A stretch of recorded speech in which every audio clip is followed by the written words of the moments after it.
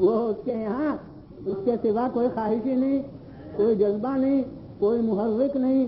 تو اب انسان بھی اگر ایسا ہو تو وہ فرشتوں ہی کی منزل میں ہوگا، فرشتوں سے اونچا نہیں ہوگا. انسان کا تو کمال یہ ہے کہ اس میں وہ خواہشیں موجود ہیں جو گناہ کی طرف لے جایا کرتی ہیں. پھر بھی اگر منزل اطاعت پر یہ ثابت قدم رہا تو اب وہ فرشتہ کہنا اس کی توہین ہے، وہ مخدوم فلک ہوگا. صلوات دیجیے بلند پھر بلند آواز سے صلوات دیجیے. اور یہی راز فرشتے نہیں سمجھے تھے جو عطائے منصب پر انسان کے انہوں نے تعجب کیا. جب اعلان ہوا کہ انی جاعل فی الارض خلیفہ، میں زمین میں ایک جانشین مقرر کرنا چاہتا ہوں، تو اب پھر یہ دوسرا موضوع آ گیا. لیکن ضمنی طور پر سے عرض کر رہا ہوں کہ جانشین مقرر کرنا چاہتا ہوں. عام مفسرین تو پہلے جانشین کے معنی نہیں سمجھے کہ کس کا جانشین، اس لیے ڈھونڈ کے نکالا کہ پہلے جنات بستے تھے، دیو بستے تھے، وہ شیاطین دنیا میں بستے تھے. اب انہوں نے بدعمالیاں کی، اللہ نے ان کو ختم کیا، ان کا استحصال کیا، بہرحال منتشر کر دیا، تباہ و برباد ہو گئے، زمین ان سے خالی ہو گئی. تو خدا کہہ رہا ہے کہ ان کی جگہ پر میں ایک مخلوق کو پیدا کرنا چاہتا ہوں. سبحان اللہ. کیا کہنا کہ وہ جنات کی جانشینی، شیاطین کی جانشینی اور فرشتے رشک کریں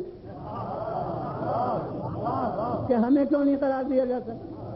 ہم تو ہمتن تیری عبادت میں مصروف رہتے ہیں. تو اس کے لیے میں زیادہ فلسفے اور دوسرے منطق وغیرہ کے باریک باتیں نہیں عرض کر رہا ہوں. میں کہتا ہوں کہ ہمارا ایک عام محاورہ کیا گئے، کوئی صاحب کہیں سے آئے اور انہوں نے کہا کہ بھائی بہت بھوک لگی ہے، بہت پیاس لگی ہے. زیادہ بے تکلف دوست تھے تو انہوں نے بھوک کر دیا، اور اگر ذرا اجنبیت ہوئی تو پیاس کو بے تکلف کر دیا. تو وہ نہیں پوچھے گا کہ کس کو، ان کا بھوک لگی ہے، متعلق تو نہیں بیان کیا تھا، لیکن وہ نہیں کہے گا کس کو. والد ماجد نے فرمایا ہے کوئی نہیں کہے گا کس کے. بھائی صاحب آ گئے ہیں، کوئی نہیں کہے گا کس کے. بھوک لگی ہے، کوئی نہیں کہتا کس کو. پیاس لگی ہے، کوئی نہیں کہتا کس کو. بھائی صاحب آئے ہیں، کوئی نہیں کہتا کس کے. والد نے فرمایا ہے کوئی نہیں کہتا کس کے. اور خدا کہہ رہا ہے میں جانشین مقرر کرنا چاہتا ہوں، دنیا کہتی کس کا.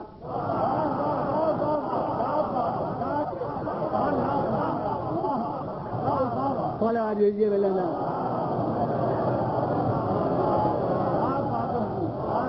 پھر بلند آواز سے حضور کسی اور کا جانشین ہوتا تو اس کا نام لیا جاتا کہ اس کا جانشین.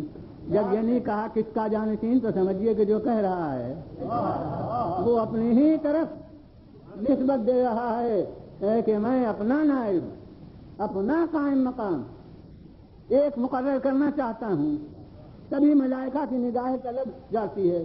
اگرچہ جوار قدس کے بسنے والے ہیں، اگرچہ عرش کے پڑوسی ہیں، اگرچہ ایک لحاظ سے اللہ سے تقرب بحیثیت منزل اور درجے کے رکھتے ہیں، مگر پھر بھی وہ کہہ رہے ہیں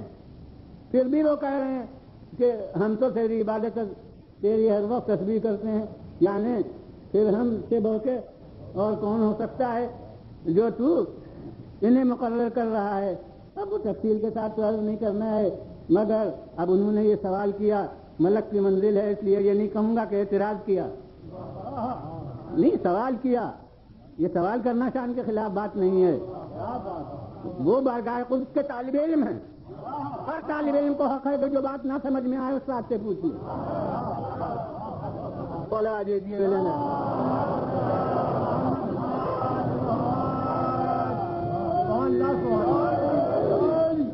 میرا خالق نے جواب دے دیا. اب پوچھا تھا انہوں نے کہ ہم تیری تسبیح و تقدیس کرتے ہیں، یہ نہیں کیوں مقرر کیا جاتا ہے. کچھ ان کا تاریخ پہلو نوع انسانی کے کردار کے پیش بھی کر دی ہے کہ یہ فساد بھی کریں گے، یعنی انسان جو ہوتے ہیں اور یہ زمین میں فساد بھی پیدا کریں گے اور خونریزی بھی کریں گے.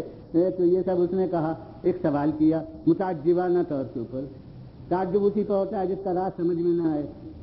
اس کو یہ بات سمجھ میں نہیں آتی کہ آخر ہم ایسے ہیں اور پھر ایک مخلوق کو خدا زمین میں پیدا کرنا چاہتا ہے، حالانکہ عرش کے رہنے والے ہیں. اور پہلے ہی کہہ دیا تھا کہ زمین پر انی جاعل فی الارض، زمین میں ایک جانشین مقرر کرنا چاہتا ہوں. اور وہ کہہ رہے ہیں ہم کیوں نہیں. بات یہ پاس رہے اور منصب سے محروم رہے تو بلندی نہیں ہے، لیکن چاہے ظاہر میں دور ہو جائے مگر منصب کہاں محروم کر جائے. طلبا دیجیے بلند، پھر بلند آواز سے بولو ہم کیوں نہیں. ایک سوال ہے اور طالب علم پوچھ رہا ہے لیکن خالق جواب دیتا ہے انی اعلم ما لا تعلمون، میں وہ جانتا ہوں جو تم نہیں جانتے. اب یہ کیا واقعی جواب ہے؟ کوئی طالب علم استاد سے پوچھے یہ بات بتائیے، وہ کہے جو میں جانتا ہوں تم نہیں جانتے. وہ کہے گا حضور اسی لیے تو پوچھ رہے ہیں.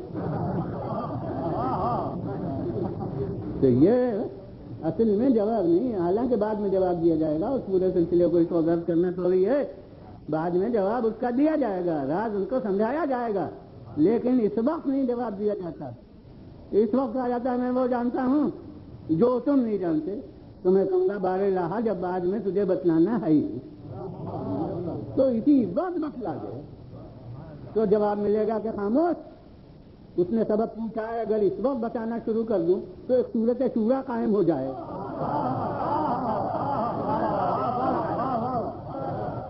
لہذا اس وقت یہ کہہ کے رد کر دیا گیا کہ میں وہ جانتا ہوں جو تم نہیں جانتے. کیا مطلب ہے؟ مطلب یہ ہے کہ منصب میرا، مقرر کرنا میرا کام، تم کون. اب بیچارہ ملک، اب یہ اس کی عصمت ہے کہ وہ خاموش ہو گیا. انسان ہوتا تو اور جاتا کہ بے سمجھے ہٹیں گے.